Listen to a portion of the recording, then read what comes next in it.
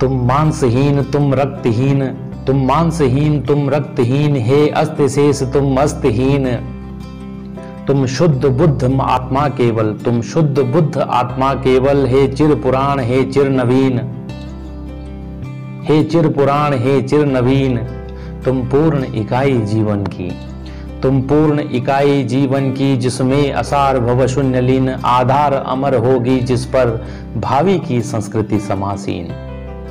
जी हाँ, ये पंक्तियां लिखी हैं भारत के महाकवि श्री सुमित्रानंदन पंत जी ने, और ये कविताएं, ये पंक्तियां समर्पित की हैं उन्होंने भारत के राष्ट्रपिता महात्मा गांधी को, भारत के राष्ट्रपिता बापू को, जिन्होंने संपूर्ण विश्व को सत्य एवं अहिंसा का पाठ पढ़ाया।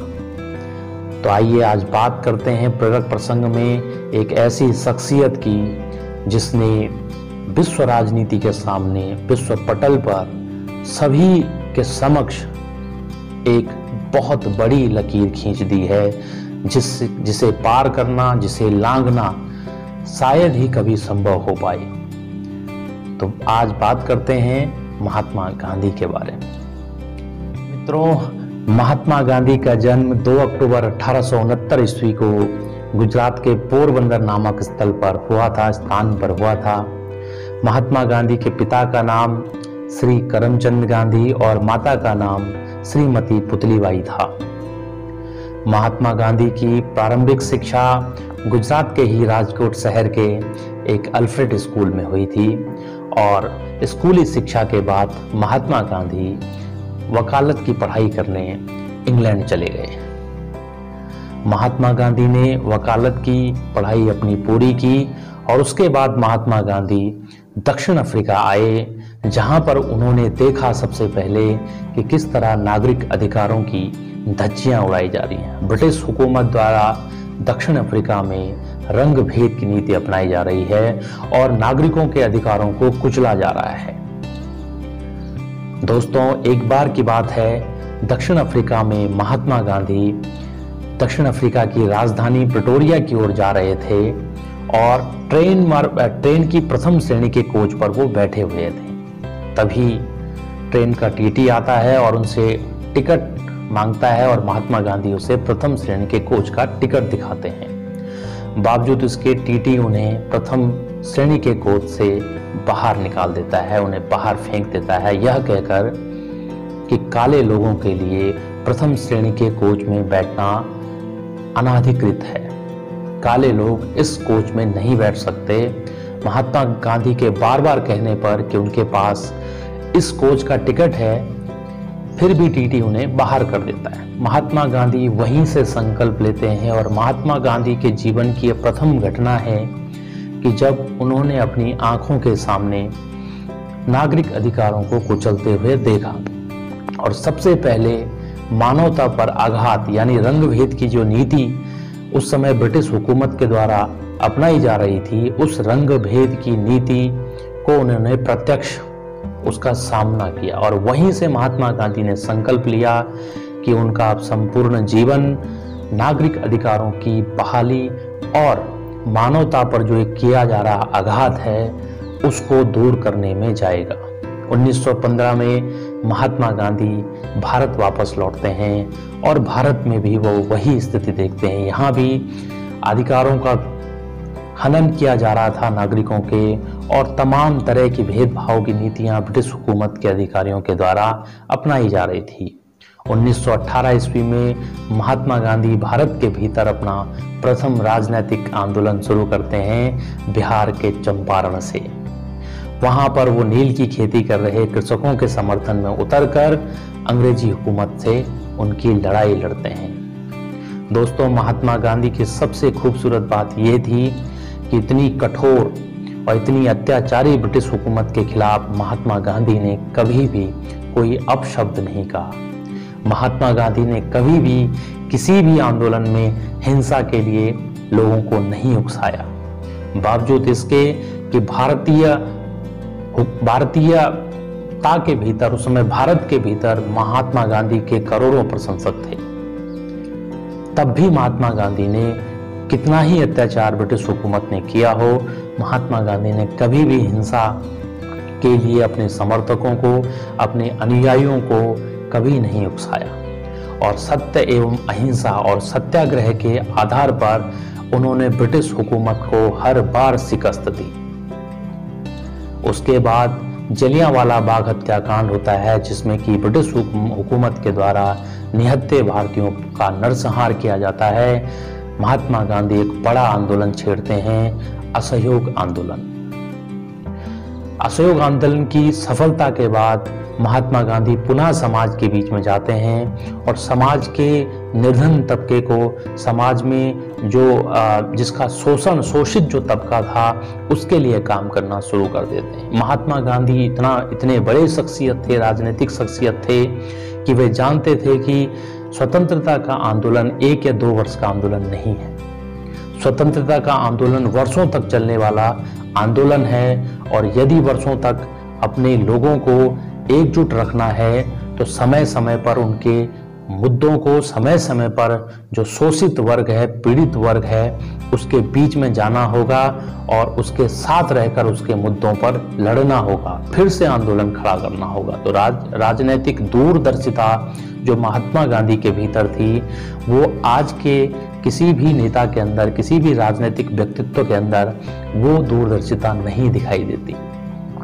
ठीक उसी के बाद नमक सत्याग्रह आंदोलन महात्मा गांधी 1930 में छेड़ते हैं और सविनय अवज्ञा, जिसमें कि वह विनम्रता पूर्वक ब्रिटिश हुकूमत के जो चलाए गए आदेश थे उनकी अवज्ञा के लिए का आह्वान पूरे संपूर्ण भारतवर्ष के लोगों से करते थे। दांडी मार्च इस यात्रा को कहते हैं और बताते हैं कि चल पड़े जिधर दो डगमग, चल पड़े कोटि पग उसी ओर। महात्मा गांधी जिस ओर चल पड़ते थे, जिस ओर उनका इशारा हो जाता था, करोड़ों लोग उनके पीछे बिना सोचे समझे कि अब हमारा भविष्य क्या होने वाला है, उनके पीछे चल देते थे। ऐसा राजनीतिक व्यक्तित्व शायद ही अब आने वाली पीढ़ियों को कभी दिखाई दे। 1930 की अपार सफलता के बाद जब अंग्रेजी हुकूमत की चूलें महात्मा गांधी ने हिला दी, 1942 ईस्वी में महात्मा गांधी ने भारत छोड़ो आंदोलन का आह्वान किया संपूर्ण भारतवर्ष से, जिसने अंग्रेजों को मजबूर कर दिया इस बात पर विचार करने को कि अब भारत में उनका समय पूरा हो गया है। पहले ब्रिटिश संसद ने सर स्टफर्ड क्रिप्स को भारत भेजा और वार्ता के लिए मुस्लिम लीग और भारतीय राष्ट्रीय कांग्रेस को बुलाया गया, लेकिन क्रिप्स मिशन भारत में आकर फेल हो गया। अंतिम में लॉर्ड माउंटबेटन भारत आए और लॉर्ड माउंटबेटन जब मुस्लिम लीग और भारतीय राष्ट्रीय कांग्रेस की वार्ता के टेबल पर बैठे हुए थे और उन्होंने ये प्रस्ताव रखा कि भाई आप बताइए कि भारत का विभाजन होना चाहिए या नहीं होना चाहिए, तब महात्मा गांधी भारतीय राष्ट्रीय कांग्रेस के सदस्य नहीं थे। बावजूद उसके पंडित नेहरू और सरदार वल्लभ भाई पटेल महात्मा गांधी से सलाह लेने पहुंचे और ये इतिहास में दर्ज है कि महात्मा गांधी ने कहा था कि देश का विभाजन वे किसी भी स्थिति में बर्दाश्त नहीं कर सकते। हमने भारतीय स्वतंत्रता की लड़ाई इसलिए नहीं लड़ी कि देश का विभाजन हो जाए, देश 2 टुकड़ों में विभक्त हो जाए।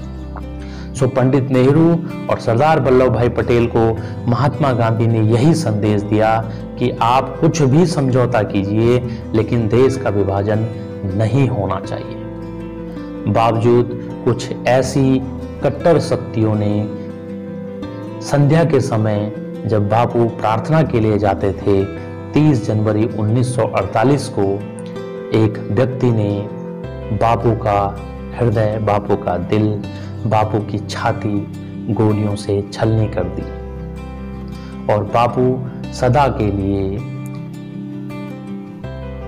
परम तत्व में विलीन हो गए। माउंटबेटन ने राष्ट्रपिता महात्मा गांधी की मृत्यु पर जो शब्द कहे वो भाव विभोर करने वाले। एक ऐसा अंग्रेज जिसने ब्रिटिश हुकूमत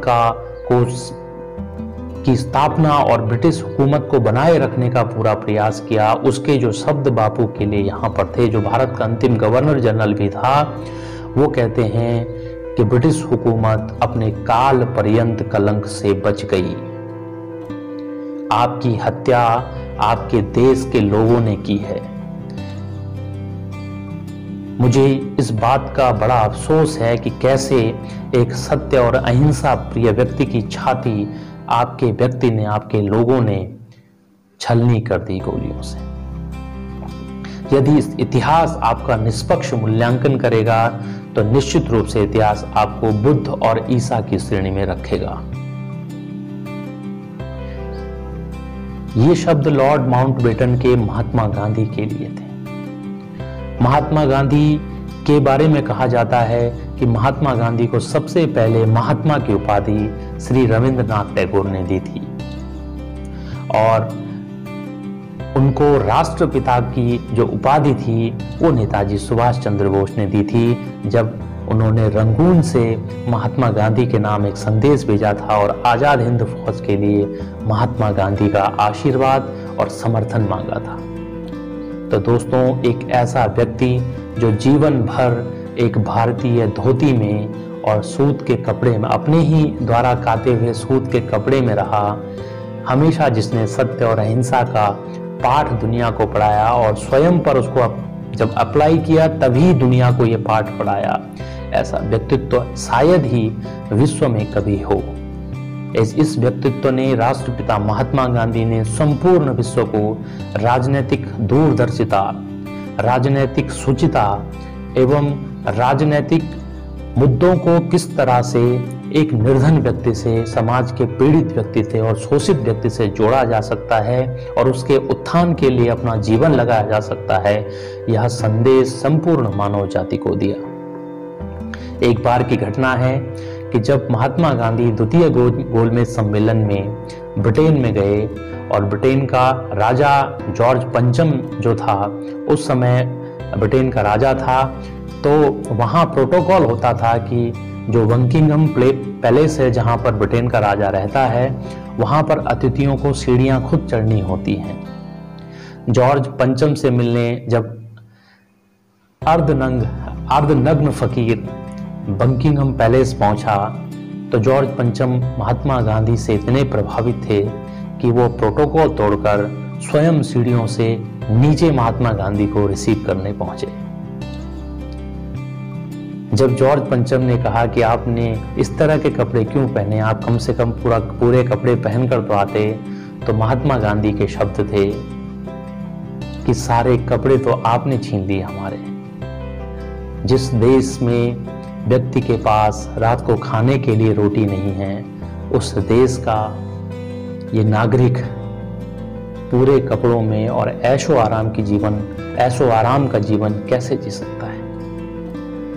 तो ऐसी शख्सियत जिसने पूरी ब्रिटिश हुकूमत को अपने सिद्धांतों पर, अपने कार्यों के आधार पर झुकने को मजबूर कर दिया, ऐसे हमारे राष्ट्रपिता महात्मा गांधी थे। तो मित्रों, आप सभी को समझ में आया होगा कि हम कहते हैं कि मजबूरी का नाम महात्मा गांधी, लेकिन मजबूरी का नाम महात्मा गांधी नहीं है, मजबूर कर देने वाला महात्मा गांधी है। निश्चित रूप से हम लोग महात्मा गांधी के जीवन से कुछ ना कुछ प्रेरणा लेंगे और अपने जीवन में, अपने व्यक्तित्व में सुधार के लिए अपेक्षित प्रयास करेंगे। बहुत बहुत धन्यवाद।